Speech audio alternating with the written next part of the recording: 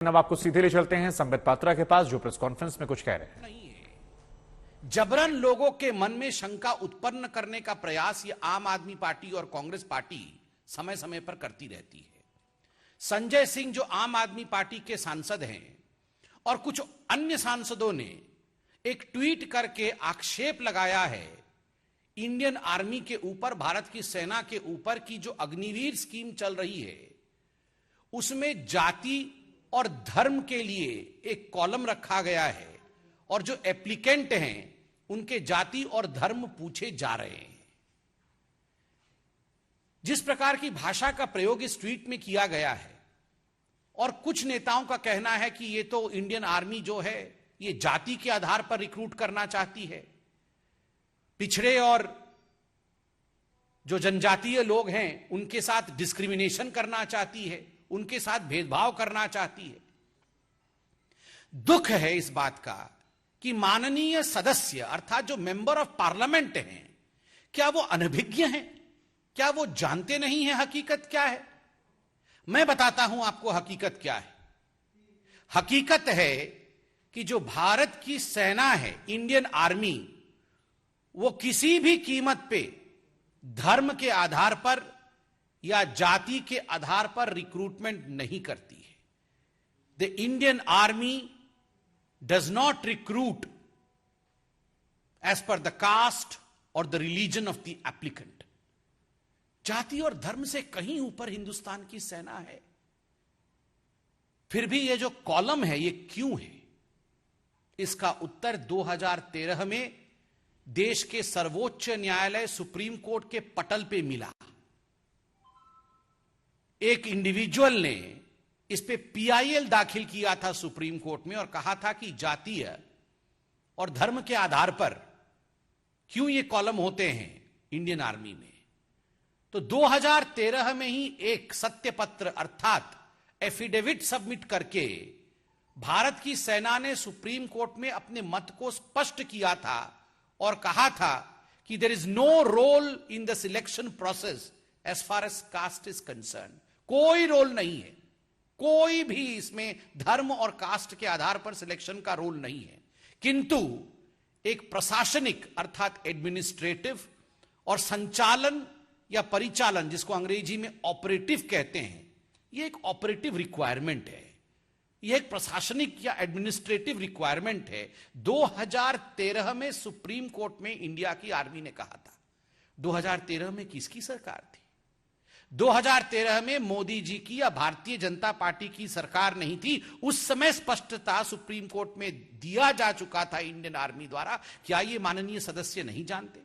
क्या ये कांग्रेस पार्टी नहीं जानती? क्या ये आम आदमी पार्टी नहीं जानती?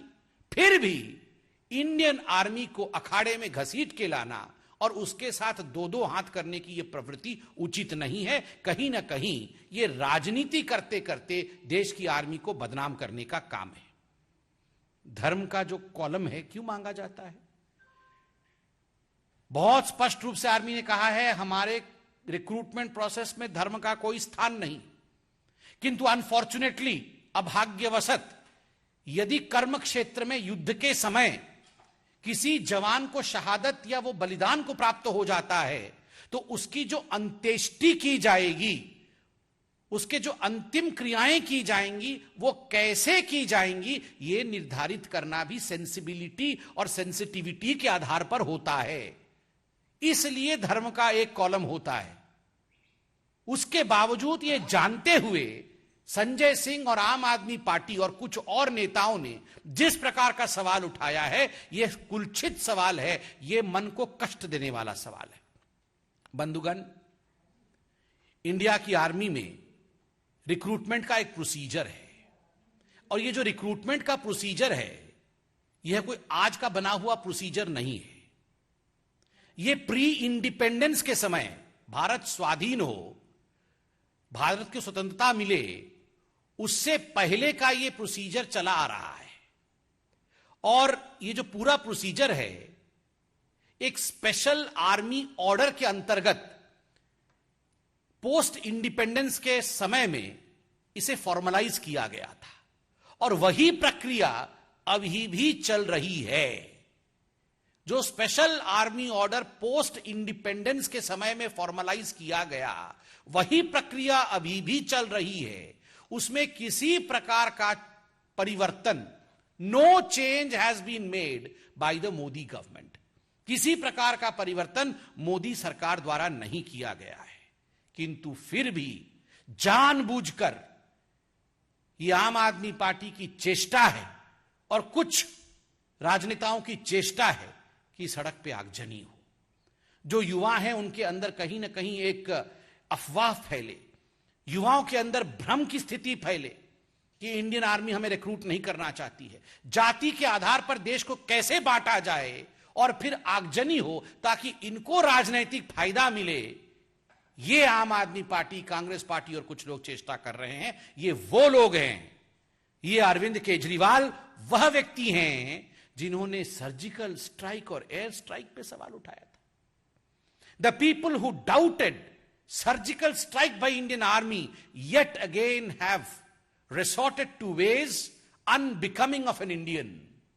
ये तरीके जिसमें इंडिया की आर्मी के ऊपर संदेह उत्पन्न कराना, इंडिया की आर्मी को इंडिया के सिटीजन्स के विरोध में खड़ा कर देना, लोगों को अपनी ही आर्मी के खिलाफ भड़काना, यह काम अरविंद केजरीवाल और कुछ राजनीतिक दल के लोग अपने स्वार्थ के लिए करते हैं। किंतु हिंदुस्तान की जनता बुद्धिमान है, कभी भी इस स्वार्थ में नहीं पड़ने वाली है। वो जानती है कि हमें इंडियन आर्मी पर, हिंदुस्तान की सेना पर पूर्ण विश्वास है। बंधुगण, बहुत बहुत धन्यवाद। कोई प्रश्न हो तो अवश्य पूछे।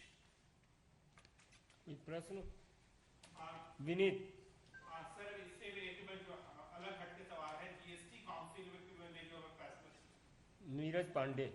सर, आप आम आदमी पार्टी और कांग्रेस पे सवाल खड़े कर रहे हैं, लेकिन आपकी पार्टी के सांसद वरुण गांधी ने भी सेम सवाल खड़े किए। उन्होंने ट्वीट करके बताया। देखिए, हमने जो अभी सच्चाई यहां बयान किया है, the facts that we have stated here, ये उन सभी लोगों के लिए है जिनके मन में भारत की सेना के लिए किसी प्रकार का संशय है। For all those who feel that there is an iota of doubt against Indian army, we have put the facts. The Indian army has also issued a statement